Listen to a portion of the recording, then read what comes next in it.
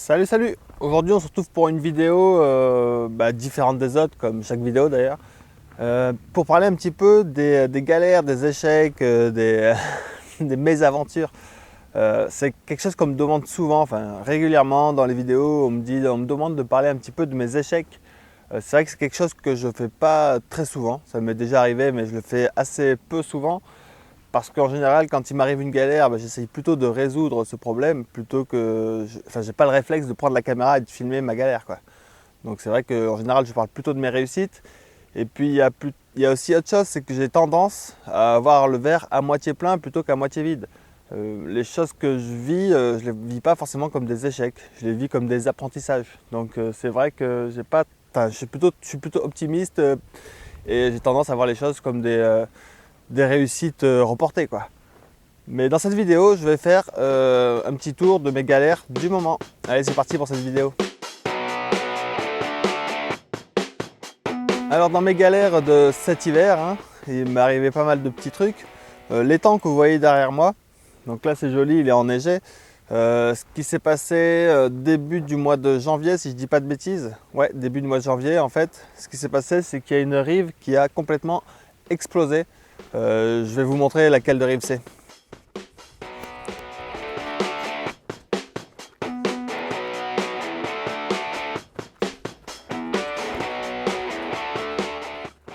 Voilà l'endroit où je me trouve actuellement. Là, je ne sais pas si vous me voyez ici, coucou. Ça avait carrément explosé par la pression de l'eau en fait qui poussait. Ça s'est éventré et du coup ça a créé une espèce de tsunami de là sur, sur 3-4 mètres. Donc voilà une de mes galères. Attendez, je reviens.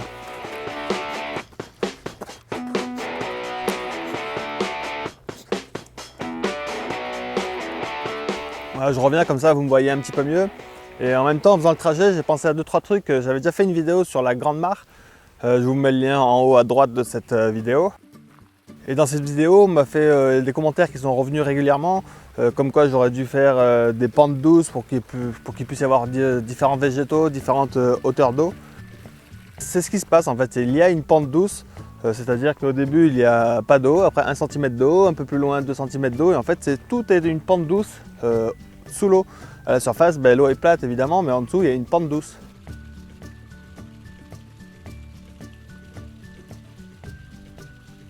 Ça commence à 0 de ce côté-là et ça finit à 3 mètres de profondeur de l'autre côté. Il y a une autre remarque qu'on m'a souvent faite, c'est que ce bassin, là, cet étang, est un petit peu trop rectangle ou carré, que j'aurais dû faire des formes courbes et plus jolies. Donc effectivement, j'aurais pu faire des trucs plus jolis, mais faire un étang dans une pente, c'est pas forcément de ce qu'il y a de plus évident, surtout que quand on est dans une zone marécageuse, donc la pelle patine dans de la boue extrêmement liquide. Ce qui s'est passé, c'est comme de ce côté-là, on est en pente, pour que l'eau tienne, on a dû faire une énorme butte pour retenir l'eau, une énorme rive qui retient l'eau. Et donc cette rive, elle doit supporter énormément de pression de l'eau en fait, qui essaye de la pousser en permanence. Et donc cette rive, en plus comme c'était une terre vraiment très gorgée d'eau liquide, de la boue extrêmement liquide, de la barbotine, ça a été difficile de la compacter. Et bon, ça tenait. Et en fait, ce qui s'est passé, c'est vu qu'il n'y a pas de racines pour le moment, vu que tout est tout neuf, donc il n'y a pas encore de racines qui maintiennent la berge, qu'il y a eu l'hiver qui est passé dessus, donc l'hiver ça a fait du gel, du dégel, du gel, du dégel. Avec un dégel, la rive a complètement explosé en créant une espèce de tsunami. Bon, j'étais pas là pour le voir, mais j'imagine en tout cas. On le voit, enfin je l'ai vu aux végétaux et au déplacement des branches mortes, qu'il y a eu comme une énorme vague. Quand j'ai vu ça, je me suis dit c'est un petit peu la galère.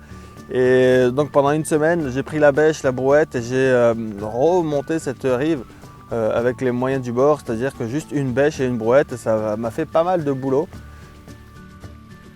Ce qui est bien, c'est que grâce à cette mésaventure, j'ai rajouté une option à l'étang qu'il n'avait pas, c'est-à-dire qu'avant je ne pouvais pas vider l'étang entièrement. En fait, je n'avais pas pensé à installer un système de vidange de l'étang.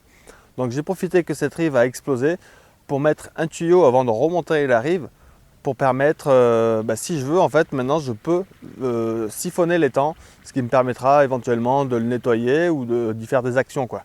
Donc voilà, grâce à ce problème, en fait, maintenant j'ai un étang qui est de meilleure qualité que ce qu'il était avant. Et puis j'ai également planté beaucoup d'arbres. Pour planter des arbres, je ne me suis pas trop cassé la tête, hein. Je vous avais fait une vidéo sur la trogne il n'y a pas très longtemps. Et en fait, ce que j'ai fait, c'est en taillant des branches, j'ai planté des jeunes branches dans la rive. Et en fait, voilà, donc les branches devraient s'enraciner et pour maintenir un petit peu mieux ces berges. Donc j'ai balancé également des graines, etc. Ce que je vais également faire, c'est que ces arbres, une fois qu'ils auront pris racine, qui vont pousser, je vais les tailler parce que je vais les tailler même très très bas, je vais les tailler en trogne parce qu'en fait l'idée c'est que leur système racinaire tienne bien la berge, mais par contre je veux absolument pas qu'ils montent en hauteur parce que s'ils montent en hauteur et qu'il y a une tempête, admettons, une tempête qui couche un arbre qui serait planté dans une de mes berges, exploserait ma berge et créerait encore des problèmes. Donc un arbre que je taillerai en trogne assez bas va permettre de maintenir la berge et de ne pas risquer de s'écrouler avec une tempête. Et puis le fait qu'il soit taillé bas, ça fera également de l'alimentation pour les équidés qui se baladent dans le coin. Donc voilà pour ma première galère, celle qui m'a coûté le plus d'énergie parce que monter, je ne sais pas combien de mètres cubes de terre, j'ai monté dans cette boue liquide, voilà, extrêmement gelée. Donc voilà, ma galère la plus physique de cet hiver, ça a été de remonter cette berge de l'étang. Et puis voilà, après, pendant que je faisais ça d'ailleurs, il m'est arrivé donc autre chose, c'est que j'ai vu se balader sur le terrain un renard en plein milieu du terrain avec les poules. Ce qui m'amène donc à ma deuxième galère. J'ai une zone du terrain qui se trouve de ce côté-là en fait, qui est une espèce de corridor pour animaux sauvages dans lequel je vois régulièrement, de temps en temps des biches, que je vois régulièrement des lièvres, et puis là des renards. Enfin voilà, c'est un corridor assez sauvage qui est loin de l'activité humaine et donc les animaux passent par là. Et c'est également un endroit où les poules adoraient s'installer. Et du coup, je me suis fait bouffer le coq est mort donc. Et 3 jours plus tard, une poule est morte. Et donc j'ai voulu stopper l'hémorragie de l'attaque de renard. En fait, bon, j'accuse le renard parce que je l'ai vu passer et puis je vois des poules après qui disparaissent tous les 3 jours avec un tas de plumes au sol. Donc j'imagine que c'est le renard. En plus avec l'hiver, il ne doit pas trouver forcément énormément à bouffer dans la nature. Donc il s'est dit là il y a des poules à récolter, je vais venir là tous les 3 jours et je serai tranquille, quoi. Donc voilà, au bout de la deuxième perte, j'ai clôturé mes poules donc, dans une autre zone. Je suis assez attaché au fait que les poules soient en liberté, mais si elles se font buter tous les 3 jours, je préfère les clôturer. Donc j'aurais fait une clôture de 1000 m² à peu près dans cette zone là-bas. Et l'idée c'est que pendant l'hiver ou les périodes où on n'est pas très nombreux dans le jardin, où on n'est pas souvent dans le jardin, qu'elles soient clôturées dans leurs 1000 m², plutôt un endroit où il y a de l'activité humaine, où les renards a priori ne passent pas trop. Et en été, quand il y aura du monde, quand on est un peu plus présent dans le jardin, là je les ouvrirai pour qu'elles aient une liberté totale.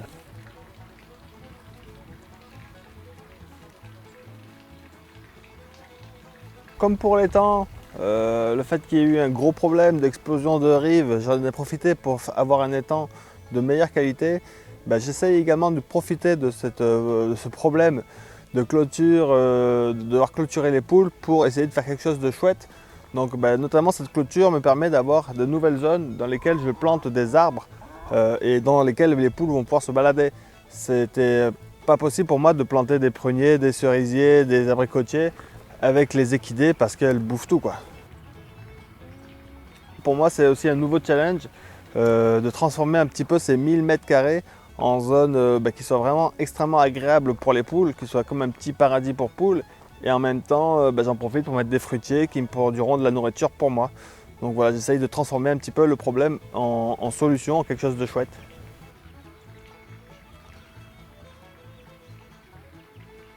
Les projets pour ces 1000 mètres, c'est planter des arbres fruitiers pour créer de l'ombre.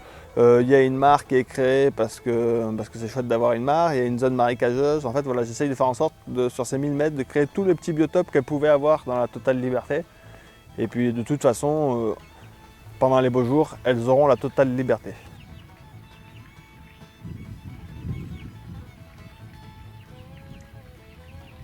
Et d'ailleurs, juste avant qu'il m'arrive ce problème, j'avais commencé à accueillir 2 canards coureurs indiens qui étaient censés pouvoir aller dans l'étang quand ils voulaient, etc. Mais pour l'instant, eux aussi, ils se retrouvent clôturés.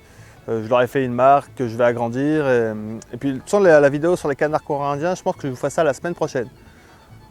Donc voilà, deuxième galère, c'est la perte d'animaux que j'aimais bien. J'étais vraiment attaché à ces animaux, au-delà de leur production d'œufs et de leur travail de nettoyage de crottins, etc. C'était des animaux auxquels j'étais attaché en allant les voir plusieurs fois par jour, quoi. Première galère étant qui a explosé. Deuxième galère, les poules en liberté, c'était en hiver, ça marchait plus parce qu'elles se faisaient défoncer par les renards. Voilà, tout l'été, il n'y a pas eu de souci, aucune attaque, aucun problème. Mais en hiver, 2 attaques, 3 jours, 3 jours de décalage, quoi. Donc clôture. Voilà en gros pour mes 2 galères, disons. Après, il y a autre chose. Après, c'est des petites bricoles, franchement. Il y a les sources. Donc j'ai créé tout un réseau de mares, notamment qui utilisent la source qui se trouve à côté de la grange. Et cette source, en fait, cet été, elle a vraiment diminué énormément, ce qui fait que pas mal de mares n'étaient plus alimentées. Et j'espérais un petit peu qu'en automne, hiver, il pleuve suffisamment pour recharger et que ça refonctionne correctement. Mais cet hiver et cet automne, il y a eu peu de pluie pour l'instant. Et du coup, la source est toujours assez faible. Mon réseau de mares, il est un petit peu en galère en ce moment, donc je suis en train de réajuster. Ça me permet en même temps, vu que ça fait qu'1 an et demi que je suis ici, ça me permet de voir en période plutôt sèche comment je gère ces mares. Donc voilà, c'est un problème qui à la fois est juste un truc à travailler et à améliorer. Le dernier problème auquel je pense, c'est que cet été donc, a été très sec, hein. Il y a eu une sécheresse, ce qui fait que l'herbe n'a pas bien poussé. Ensuite, même tout l'automne d'ailleurs, ça a été pareil, sécheresse, et même cet hiver moyen. Et le froid est arrivé, l'herbe n'a pas eu le temps de se régénérer suffisamment, ce qui fait que mes équidés, mes 2 ânesses et ma jument, j'estime que je suis obligé de tous les jours leur donner du foin. Donc voilà, pour l'instant, l'autonomie au niveau de ces 3 équidés n'est pas du tout atteinte parce que tous les jours, je leur donne du foin que j'ai dû acheter de l'extérieur.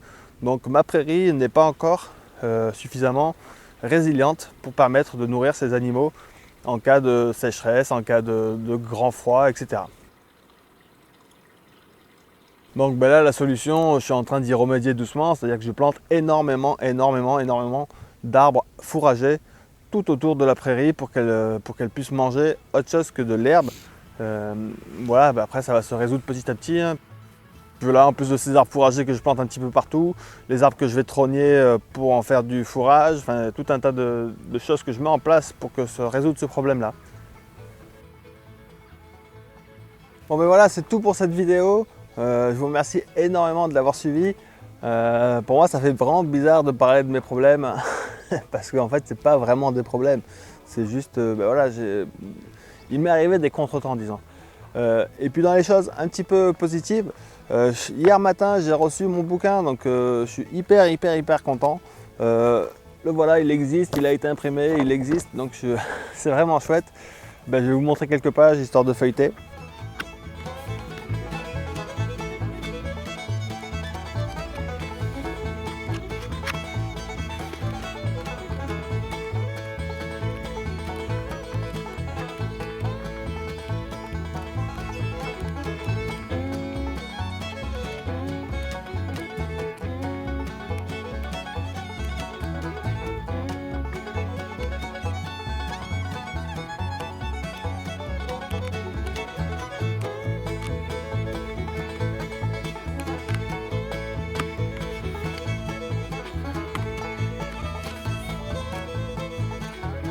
À la semaine prochaine, et puis évidemment un immense merci à toutes les personnes qui me soutiennent. Vous êtes extrêmement nombreux à soutenir le projet permaculture, agroécologie, etc.